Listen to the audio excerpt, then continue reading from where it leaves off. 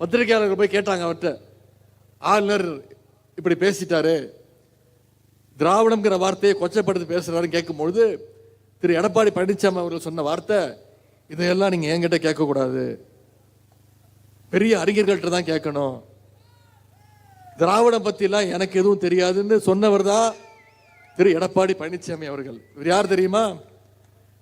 தன்னுடைய கட்சியுடைய பெயர்ல திராவிடம்ங்கிற பெயரை வச்சுக்கிட்டு அதையே விட்டு கொடுத்தவர் தான் திரு எடப்பாடி பழனிசாமி அவர்கள். அந்த பெயரையே மறந்தவர் தான் திரு எடப்பாடி பழனிசாமி அவர்கள். திராவிடத்தை மட்டும் அவர் மறக்கல, இன்னும் சொல்ல போனா அவர் எம்ஜிஆரே மறந்துட்டாரு, பேரறிஞர் அண்ணாவே மறந்துட்டாரு. இப்போதைக்கு அவர் மனசுல முழுக்க முழுக்க நிறைஞ்சிருப்பது அண்ணாவோ எம்ஜிஆரோ மறைந்த முதலமைச்சர் ஜெயலலிதா அம்மையோட கிடையாது. அவர் மனசுல முழுக்க முழுக்க நிறைஞ்சிருக்கிறது வெறும் அமித்ஷா அவர்கள் மட்டும்தான்.